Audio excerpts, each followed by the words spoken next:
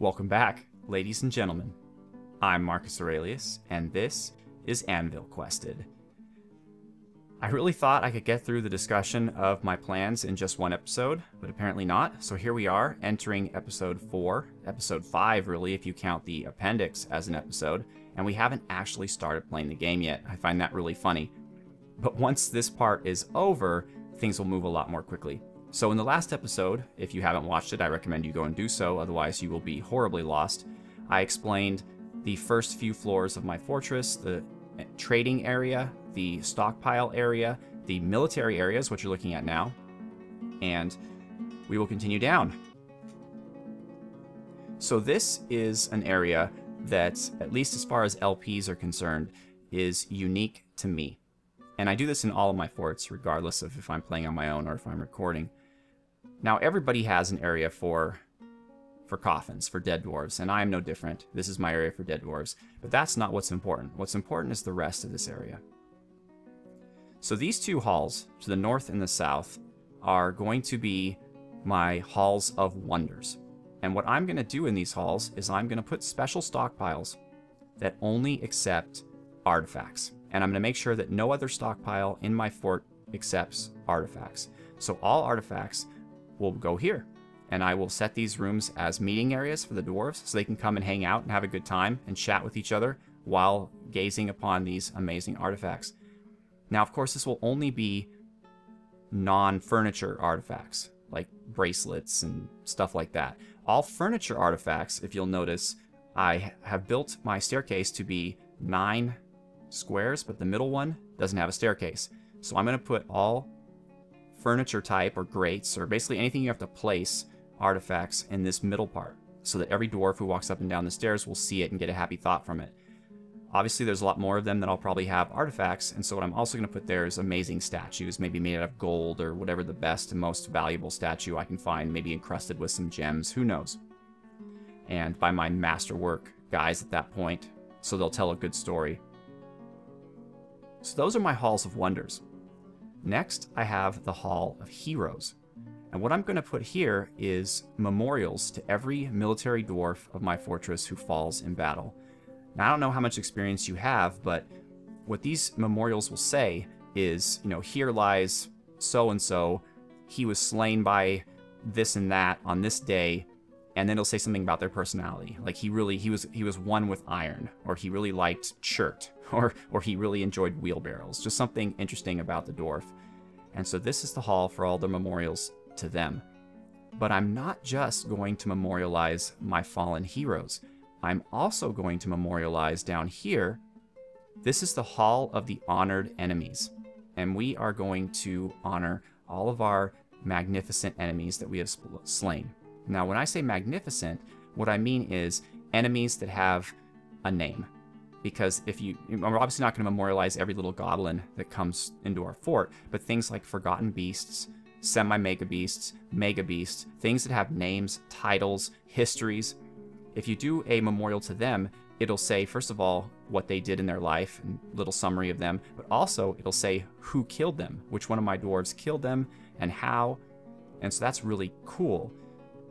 So I'm going to do that for basically every enemy I can. Now, it's a funny story. One time I was invaded by a bunch of goblins, and their actual leader came, their war leader or captain or whatever the leader of the goblins is called.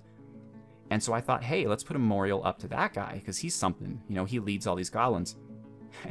The memorial ended up saying, so-and-so goblin butcher, because I guess he was a butcher before he was a military person, so that was kind of worthless. So I've discovered that regardless of how high-ranking they are, putting a memorial to a goblin is a waste of time, because it won't even remember that they were a soldier. It'll only put whatever their profession was before they became a soldier.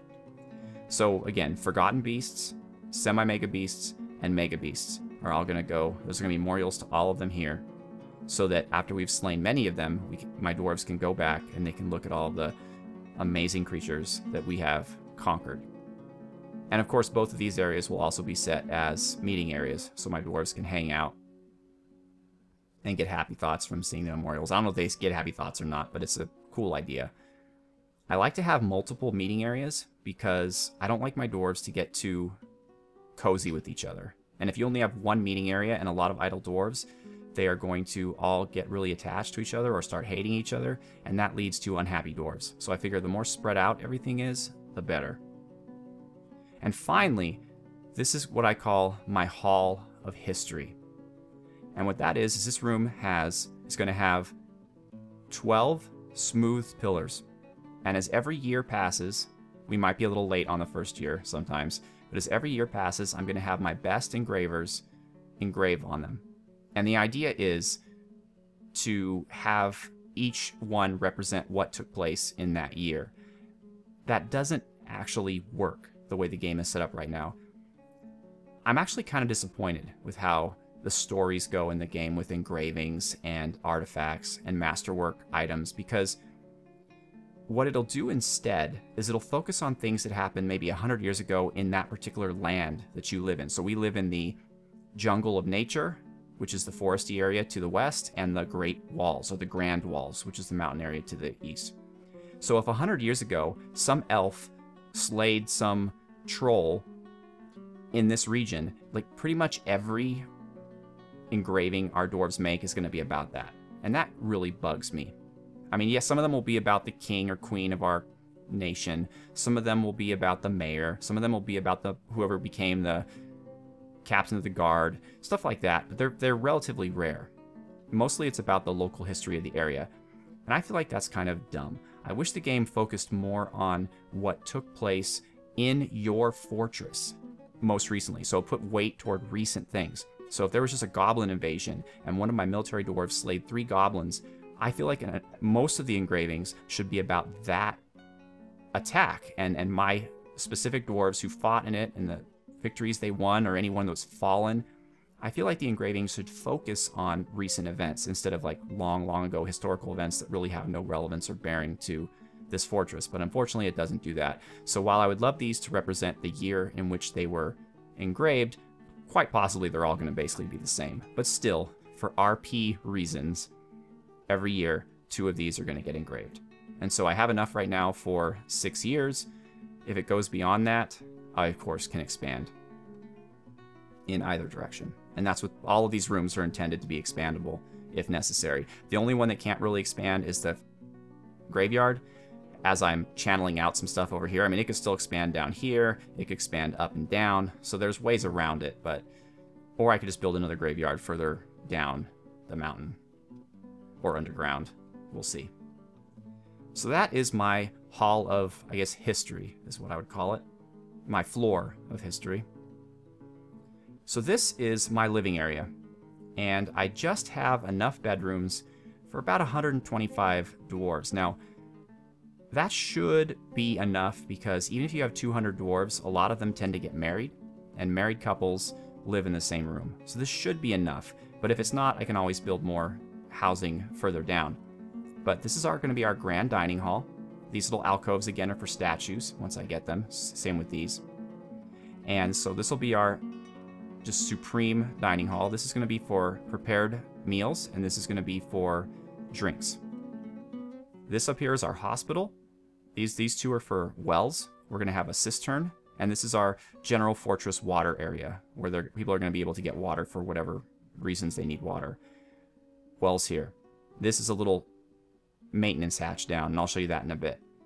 So the hospital, I'm going to store the items here, and these rooms are going to have beds and traction benches and tables to commit surgery or whatever is necessary for our wounded dwarves. Now the average dwarf in this fortress is going to have a 2x2 bedroom. However, the starting 7, they're each going to get a luxurious 3x3, and well, except for Surreal Beliefs, the mayor, who will get a 3x3 office, a 3x3 plus 1 bedroom, and a 3x3 plus 1 dining room. But those are the initial founders of Anvilquested, and so they get some special goods. They also might get statues. If I notice, for example, someone makes a statue of one of these guys, I'll put it in their room. Obviously, these 2 alcoves right here are designed for statues of the mayor. And then finally, these rooms here are a little bigger. They are 3x2. They are for legendary dwarves. So if any of our dwarves become legends, either through hard work or through a strange mood, we will be gifting them one of these rooms. And frankly, I don't care. Their spouse can come with them and live in there. So I have a whole row of these and then 2 more. That should be enough, but if I ever need more legendary rooms, I can build them. So this is the living quarters. Moving down, we have the arena. Well, this is the top floor of the arena. So what happens is these are all channeled out holes. We're going to put hatch covers over them. And then all of this is going to be an animal stockpile specifically for goblins. And specifically for the kind of goblins that don't run away. Although we can't segue the other guys out. So we're basically just going to make sure not to push the other guys into the holes because they will get free. So then when that happens, this is going to be just like upstairs. This is going to be an area for our Mark's dwarves to hang out. We're going to carve fortifications into the walls. And then down here, on the floor of the arena, they'll have another shooting gallery. However, for the most part, I want to use this arena to train my melee dwarves. So I have I'm going to have a little lever here, and that's going to open this drawbridge. I'm going to put my melee dwarves in there, close the lever, close the drawbridge, and then release the enemies down, and my melee dwarves can take them out in order to entertain themselves, but also to build up their military skills. I do have this for the Mark's dwarves, so just in case there's just something I need to get rid of, like some of those goblin assassins and whatnot that I just want to get rid of, and obviously they will escape if I try to push them down the hatch. So what I'll do in this case is I'll build their cages here, and I will attach them to a lever. In fact, that's one thing I forgot to do. Let's put another lever. How about here? You know, just to make it symmetrical. So one lever will be to open up the drawbridge, and the other will be to open up any cages that I build in there. This down here is going to be our dwarven trash compactor. There's going to be a lever here, and this whole thing is going to be a giant drawbridge. And so I'm going to have my dwarves dump things that they don't want or just crap here, and then I'm going to lock this door to make it safe, pull this, and it should all be destroyed. It's also referred to as a dwarven atom smasher. And these rooms here, because I will be hopefully murdering many, many enemies in this arena, will be refuse piles. And I have them like this because miasma cannot go through doors. So I can put refuse here and then lock these doors and let the miasma do its thing, and then the next batch can go in here, and I can keep alternating it so the doors don't have to expose themselves to miasma too much. And then this floor will also be the bottom floor of my cistern. So this area here, I'm basically going to make if you can imagine it, a cistern shaped kind of like this. I can't do it just now because it has to be started from the top. Like, see, I'm channeling out. I'm going to channel out the wells here, and then when I go down here, I'm going to channel out the actual cistern. This is where the water's going to come from, and this goes all the way up to the river, and this is the maintenance hatch, which eventually I will close up by building a wall, but that's how my dwarves are going to be able to build the cistern. And I don't know if this is true or not, but I believe that smooth walls make the water cleaner, and also multiple levels of water, because you notice you'll get, like, it'll say dusty water or dirty water, but it won't say that if you've already filled up past one level. So I'm going to basically smooth the walls one level at a time. So channel down, smooth the walls, channel down, smooth the walls, until finally I reach this floor where I'm going to put a floodgate either here or up at the top. Now, one thing to note about water is that whenever water goes over a horizontal surface, so when the water flows like this, if that water ever goes away, this surface is considered muddy, which means that trees and plants and spores and stuff can grow on it. So you never want to have an area that you can't have access to that has water flowing in it and then stopping. So the way I'm going to play this out is I'm going to make sure that every area horizontal like this that has water go through it will always have water in it. And if there's water in it, then trees and such can't grow on it. So the way to do that is to either put the floodgate here and just wait till the water, obviously by the time the water fills this level and goes up to the next level and then goes up to the next level, it will also do so here. So you can close the floodgate and this will always have water in it. Or I can put the floodgate here, which means that the same thing. Basically, there's never a place where the water goes horizontally that doesn't at any time always have water. Stuff will not grow on a vertical shaft. So hopefully that'll all work out. Generally, when fortresses fail spectacularly, it's due to poor water or magma management. So I'm hoping that this will not lead to such a fiasco. And that's that. That's as far as I've got. I'm hoping that because I set the area before the first cavern layer at 12 floors, that this, which ends at what, floor 10 or so, that this will not interrupt the caverns. If it does, we'll have to work around it, but I don't believe that it should. And as I mentioned, if I need more space for housing or for legends, I can do so here.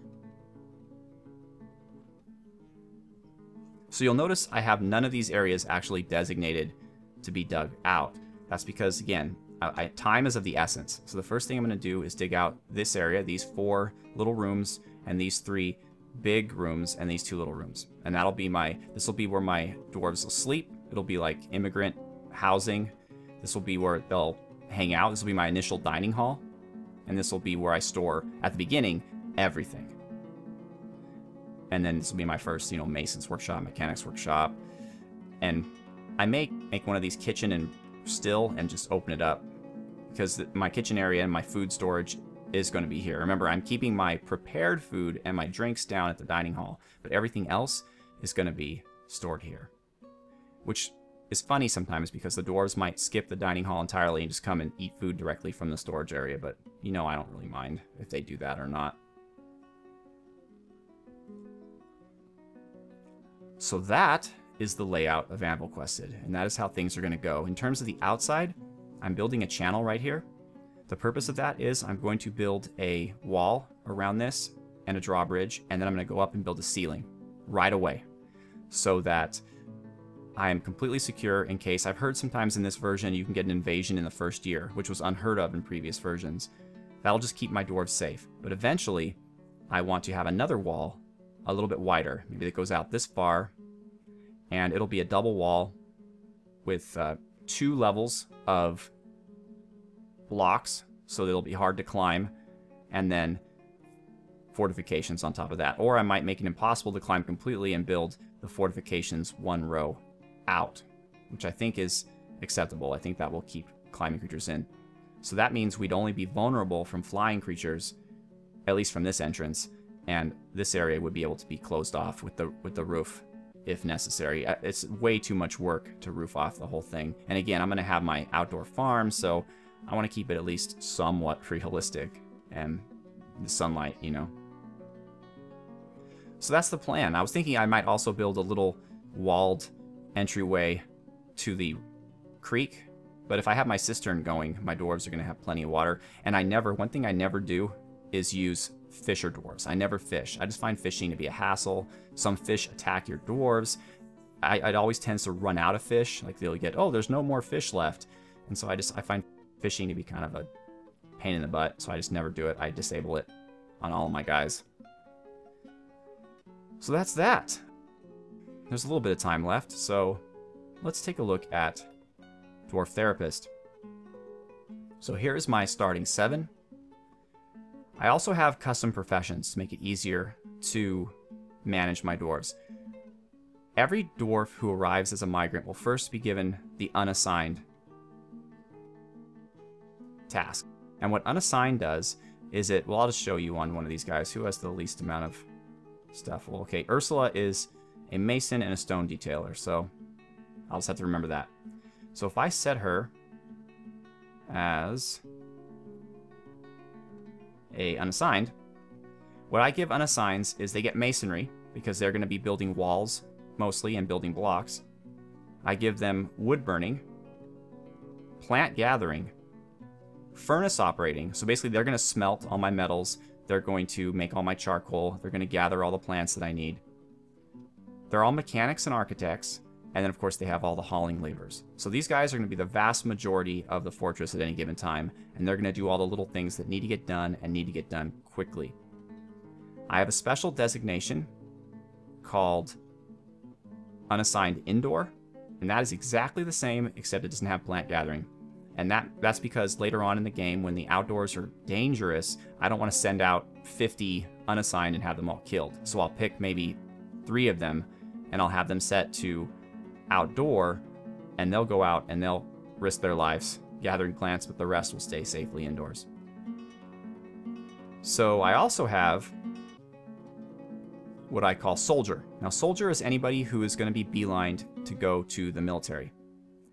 They have wood burning as well and smelting, just in case, you never know. I do keep my military full-time, so this designation really only matters before they join a squad. So like in the early part of the game before I really set up my squads. And the main skill they have is pump operating. I'm going to set up some pumps. In fact, I need to do that, so let's just do that. I'm going to set up a room to do pumping. Nothing's actually going to really be pumped, but it's basically for the dwarves to train. And where should I do that?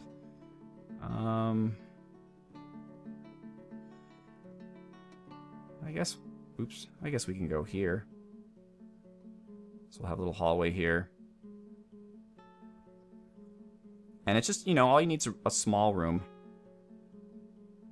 Maybe 5 by 5. You know what, maybe 6 by 5. So I'll put a pump here, a pump here, 7. So a pump here, and a pump here. And I'll have 3 pumps, and basically I'll just have them running all the time, and I'll have my soldier dwarves go, and by doing the pumping, they gain strength. So eventually when you do put them in the military, they will be stronger, and as a result, they'll be better soldiers. So that's what I do with that. And that's really all they do. They do also pull levers, but I don't have them do any hauling. Then I have the animalist. I like to combine jobs that make sense to work together, so that if you have specialists, if you have only one dwarf that does one thing, if he's sleeping or taking a break, then that thing doesn't get done. So I like to have multiple dwarves that complement each other. The animalist does animal care and animal training. The animalist also does milking, butchery, and tanning. So anything involving animals, and shearing. They don't have any hauling labors, but they do have pulling levers, like everyone. I think pretty much everyone in the entire fort has pulling levers. Then I have food service. Oh, blank is just what it means. It's when I want to clear everything to start something new. Food service is anyone that deals with food, typically plant food. So it's milling, pressing, plant processing, brewing, cooking, and cheese making. Also, food hauling and pulling levers. So some people might say, well, wait a minute, Marcus, don't you want to have a master legend brewer and a master legend cook? I find it doesn't make that big a difference, and eventually all these guys are going to get really good at those things. So I'd rather have 5 or 6 cooks running around who can also brew, who can also process plants, who can also press and mill.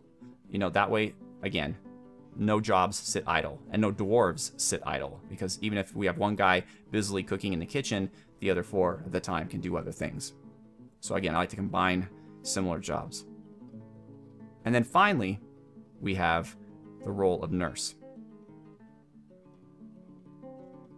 A nurse basically is someone who creates soap and feeds patients and recovers wounded full-time, meaning they don't have any hauling, although they should have lever pulling.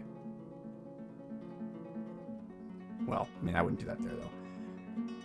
So the reason for this is sometimes dwarves will be wounded and they'll need water, and they'll just die because nobody's giving them water because everyone's busy doing other things.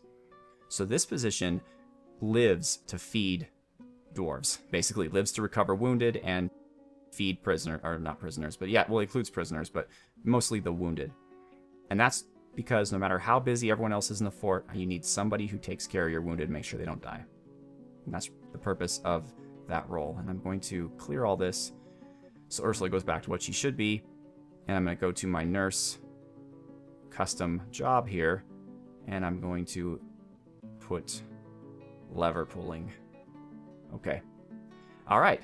So you'll notice there's a lot of things I don't have, and that's because a lot of things, they don't need a custom profession. You just assign it to them. Like, for instance, miners. Everybody who's going to be a miner, I'm going to click mining. I'm going to remove everything else but lever pulling, and that's that. That's a miner. There's no reason to create a custom profession for that. Likewise with crafters. What some people do is they create a custom profession called crafter, and they just assign whatever. I think that's kind of not what I want to do. So when I have someone who's going to be like, say, a stone crafter or a wood crafter or a bone crafter, I'm just going to assign them that, and I'm going to call them, I'm going to, right click them and assign them as a bone crafter, but I don't need to create a custom profession for that.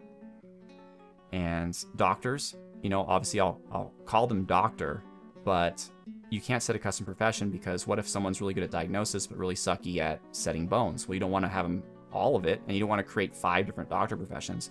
So I'm just going to call them doctor and click whatever one they're good at, basically. And I may discover new custom profession archetype roles that I want to enforce later on in the series, but for right now, I think this will do me pretty well. So we've gone over time. Next episode, I promise, we'll actually start playing the game. But I'd love to hear your comments on my custom professions, on my layout, on the strategies that I've mentioned in these past 2 episodes. By all means, give me your feedback. Let me know if there's anything that won't work anymore in the new version for one reason or another. I'd be really interested in hearing that, and just share your thoughts with me. So thank you very much. Once again, I'm Marcus Aurelius. Thank you so much for watching. Have a good one.